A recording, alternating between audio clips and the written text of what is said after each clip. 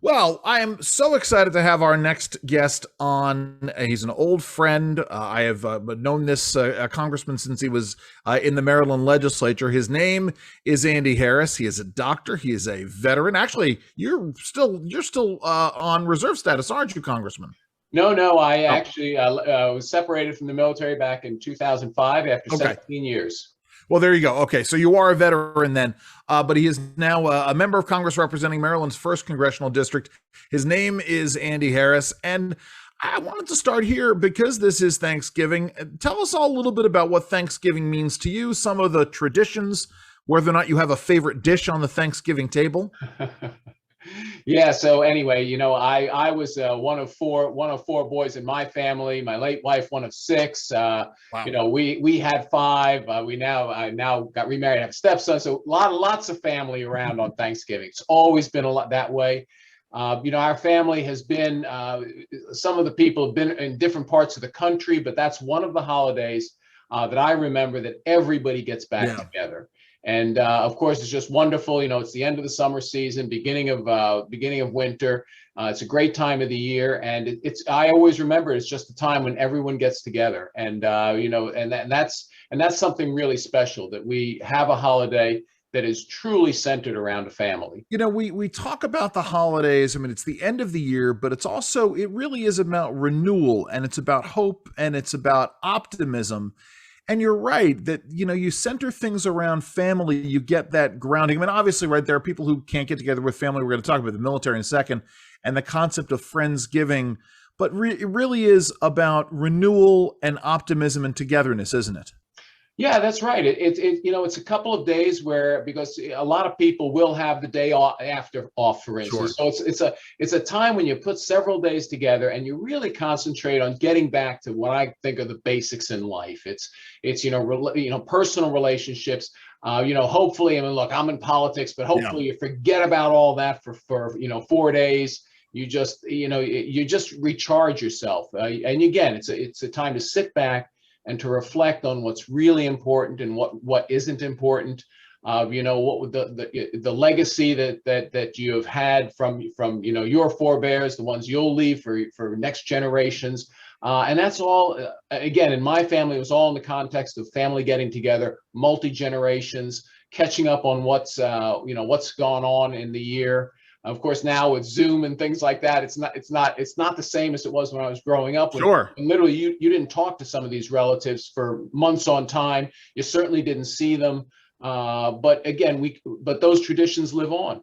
And let me ask you this, right? Because I'm sorry about that. Let me ask you this, because you are blending families. Talk about some of the new traditions that have come in with your wife and her family. Talk a little bit about that. Sure. So again, and that's one of the beautiful things. I mean, you not only blend families that way, but occasionally I imagine what's happened to me happens to others, is that instead of me holding the Thanksgiving and our household being the center, we'll go to one of the children's households. Sure. And then again, you're extending this web of family to include your in-laws. I put in air quotes, the family that your Sure. sons and daughters married into. And it's just, again, a wonderful time to really enjoy and celebrate what the basic unit of our social structure is. It's not the community. Sure. It's not the county. It's not the state. It's your family. It's funny because there's a lot of that discussion happening right now. Not that we want to focus on the sociological side of things, but I'm now in a situation where my parents are living in the same town. My in-laws are now living in the same town with us. My brother and his girlfriend have a house now where we are, and it makes it interesting, sort of bringing everybody together. Right, we're about to plan. We're having Thanksgiving dinner at my in-laws and talking about who's going to bring what and what needs to be on the table. And let me ask you this: so, what's the go-to for you? What's the thing you must have on your Thanksgiving table, Congressman Andy Harris? So what I started doing probably about 15 years ago is I learned how to smoke a turkey in a rubber grill, and my family just loves it. So again, this Thanksgiving is not going to be in my household, Yeah. but it's in my daughter's house, and one thing she insisted on is you're doing the turkeys, Dad. There You're you go. smoking turkeys, aren't you? So I'll have a dry run probably tomorrow or Sunday. I'll Nice. have to smoke one just to make sure I didn't forget how to do it. Yep. Put some in the refrigerator so that we have a little extra on Thanksgiving. And then usually what I'll do is Thanksgiving morning, I'll get up early, pray for good weather, and smoke a couple of turkeys before Thanksgiving dinner. It's funny because I'm doing the turkey for dinner at my in-laws, and I roast it, and I actually cut the backbone out and spatchcock it. Mm-hmm. It's funny because a couple of years ago, my brother, I don't know if you know this, but my brothers and I have started to do competitive barbecue. It's a thing for us. And my brother brought his then new girlfriend to meet us all one weekend, and it was a couple of weeks, about a month and a half before Thanksgiving. And we're talking about Thanksgiving, and my brother and I are talking about, well, should we smoke the turkey or should we fry the turkey? Should we smoke the turkey and should we fry the turkey? And my brother's then girlfriend says, well, why don't you smoke it first, start it on the smoker, and finish it in the fryer? And we looked at her, and it was like Moses coming down from Mount Sinai. And I said, I love you. I said to my brother, she is the right person. I mean, it is now. Ironically, that was the year we completely forgot. My brother did not get up in time to smoke the turkey, but we wound up frying it. I like frying a turkey, but you don't get any gravy anyway. That's beside the point.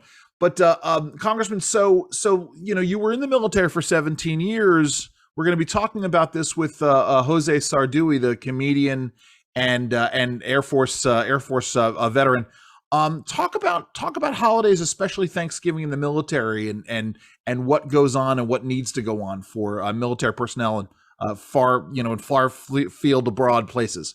Sure, and that's an important point that there is one. There's several categories of people who don't get to enjoy Thanksgiving with their family traditionally on Thanksgiving Day. Obviously, a lot of our first responders, a lot of medical personnel. When I was working in the hospital, obviously you have to fully staff a hospital on Thanksgiving night. And so we'd ask for volunteers, people who would do it. But there were people who had to celebrate Thanksgiving either the day before or the day after, and they did it, and it works. But there are a group of people who don't get to really celebrate with their family the day before or the day after, or sometimes the month after. And those are the people who are overseas in the military, who are assigned away from home.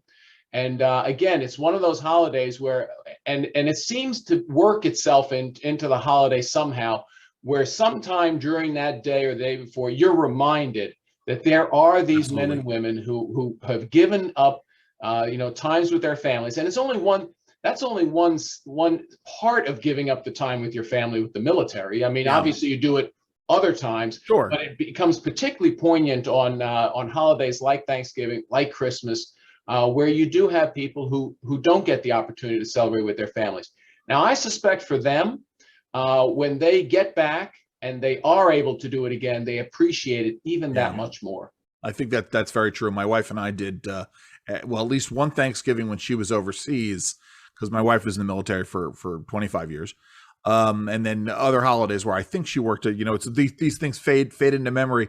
Congressman Andy Harris, before I let you go, I mean, do you have a Thanksgiving message for our WCBM listeners today? Look, take the time off, spend it with your family, enjoy the time. I tell people that I've never met someone who at the end of their life has said, I spent too much time with my family. Oh, I don't know. Sometimes I'm getting there, Congressman Harris. But go ahead. I'm sorry, sir. Yeah. No, so that's it. I mean, enjoy this holiday for the wonderful tradition that it is. And, again, God bless you and have a happy and healthy year. Absolutely. Well, Congressman Andy Harris, we hope to get you back before Christmas. Thank you so very much for joining us today. Absolutely. Thank you. Happy Thanksgiving. Same to you.